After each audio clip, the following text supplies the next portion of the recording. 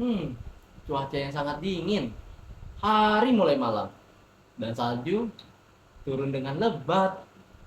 Dan hiduplah seorang gadis kecil yang miskin tanpa tudung kepala yang menjelajahi jalanan sambil bertelanjang kaki. Sebenarnya dia memakai sendal ketika meninggalkan rumah. Akan tetapi sendal itu gak berguna sama sekali karena sendal itu dipunyai oleh ibunya. Akan tetapi juga sendal itu hilang dan ia berusaha menyelamatkan diri dari 2 ekor kuda. Nah, sendal yang satunya lagi hilang entah kemana. Dan sendal satunya lagi diambil oleh seorang anak laki-laki. Maka gadis itu kembali melanjutkan perjalanannya tanpa memakai alas kaki sedikit pun, yang menyebabkan kaki anak tersebut merah dan biru, yang menyebabkan kaki tersebut kedinginan. Dan di cengeknya yang masih kumel, ia membawa beberapa korek api. Sementara itu dalam genggamannya masih ada beberapa ikat korek api. Sehari penuh itu tidak ada seorang pun yang memberi korek api tersebut. Dan juga tidak ada seorang pun yang memberikan ia sedekah. Sungguh iba melihat anak tersebut. Melangkah terseok-seok, menahan rasa lapar, dingin, menggigil. Ia juga tak memperdulikan butir-butir yang jatuh, butir-butir salju yang jatuh dari di atas kepalanya. Nah, dari jendela rumah terlihat cahaya lampu yang dipenuhi oleh cahaya yang sangat terang. Lalu juga udara dipenuhi oleh bau gulingnya angsa panggang untuk menyambut malam tahun baru. Ya, gadis itu baru ingat bahwa malam itu adalah malam tahun baru. Di suatu sudut antara 2 rumah yang berdekatan, ia duduk terpuruk sendirian karena ia tidak berani pulang.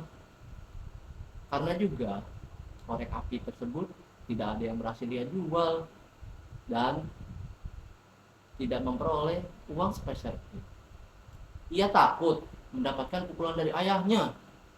Selain itu, hawa di rumah juga sama aja dibandingkan hawa di luar. Atapnya sangat sangat rusak. Walaupun sudah ditambal oleh kain jerami serta kain-kain tua. Dan sekarang ia merasa badannya membeku. Akan tetapi dia mempunyai sebatang korek dan berusaha menyalakan batang korek tersebut. Lalu anak tersebut menyalakan batang korek tersebut. Tres! Betapa indahnya nyala api tersebut. Ada cahaya yang hangat dan terang bagaikan batang lilin yang sanggup menghangatkan jari-jarinya. Baginya korek api itu sangat-sangat cahaya yang ajaib. Sejenak seakan-akan ia duduk sambil menghayal bahwa ia sekarang berada di dekat panci yang sangat besar dan terbuat dari kuningan yang berukir. Nah, api tersebut padam dan membuat khayalannya itu menghilang seketika. Akan tetapi dia masih mempunyai sebatang korek lagi untuk digoreskan kembali ke sebuah tembok. Kembalilah digores. Tres. Nyala kembali batang korek tersebut. Nah, ia kembali membayangkan bahwa ia sekarang ada di suatu ruangan yang tertutup yang dilapisi oleh kain gorden yang sangat tipis. Dan dalam ruangan tersebut juga ia membayangkan bahwa di atas meja terdapat bebek panggang yang sangat-sangat enak, sangat-sangat lezat. Dan juga seperangkat alat makan yang tertata di atasnya. Lengkap dengan tadi bebek panggang yang masih sangat-sangat mengepul sampai atas. Lalu juga ada apel dan manisan buah plum. Enak sekali. Dan lebih mengakukannya lagi, bebek panggang tersebut lari dari piring saji berjalan ke arahnya sambil mengepit sebuah pisau. Sampai di sini korek apinya pun padam lagi dan hanya tinggal batang korek lembab.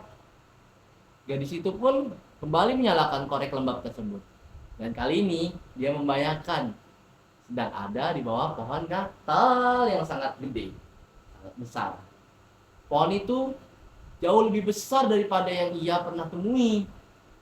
Dari yang ia lihat yang dimiliki oleh saudagar kaya. Nah, pohon Natal itu juga dihiasi oleh ribuan lilin yang menyala dan gambar-gambar serta warna-warni yang sangat indah. Gambar indah pun itu lenyap kembali karena korek api tersebut padam kembali. Cahaya Natal membumbung tinggi semakin tinggi. Nah, gadis tersebut melihat bintang jatuh yang tampak di langit. Nah, anak tersebut teringat ucapan neneknya bahwa kalau ada bintang jatuh berarti ada orang yang meninggal. Nah, neneknya itu pernah ngatain kayak gitu. Sekali lagi, gadis itu tidak kehabisan ide untuk tidak kedinginan di malam hari. Dan gadis itu mengambil lagi sebatang korek untuk digeserkan kepada tembok di sebelahnya. Ceras, kembali nyala dan terang sekali cahayanya. Dan dia membayangkan ada bayangan neneknya tadi yang sangat jernih, sangat cemerlang, sangat lembut, dan penuh kasih sayang.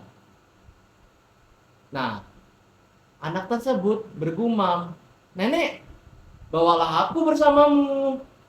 Aku tahu kamu akan pergi setelah korek api itu mati.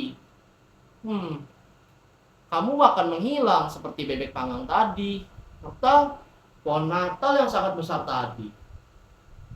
Dan dengan tergesa-gesa, gadis penjual korek itu kembali menyalakan sisa korek api yang ia punya agar neneknya masih bersamanya. Dan seluruh korek api tersebut tidak ragu dinyalakan oleh anak tersebut. Dan cahayanya begitu kuat sekali, mengalahkan terangnya malam hari. Dan neneknya tersebut sangat-sangat besar sekali dan cantik sekali. Tapi sesaat kemudian keduanya terbang ke angkasa dan disinar menyilaukan serta penuh duka cita karena meninggalkan dunia seketika itu pula. Lenyap rasa dingin, rasa lapar, dan sakit karena mereka telah berada dalam lindungan Tuhan. Sungguh kasihan sekali nasib anak tersebut. Dini hari kemudian, gadis tersebut ditemukan terbaring dengan pipi yang teramat memucat. Tetapi wajahnya sangat tersenyum. Tubuhnya bersandar pada tembok. Gadis itu telah dinyatakan tiada karena membeku pada malam pergantian tahun. Kini malam tahun baru telah terbit dan sinarnya menyinari jasadnya tersebut. Gadis kecil itu terduduk kaku, tangannya menggenggam sisa sebatang korek yang telah ia nyalakan untuk menghangatkan dirinya tersebut. Akan tetapi tak seorang pun sanggup membayangkan betapa indahnya mimpi yang telah dialami gadis tersebut. Orang-orang juga tak bisa membayangkan betapa gembiranya anak tersebut yang telah memasuki tahun baru bersama neneknya. Sekian, terima kasih.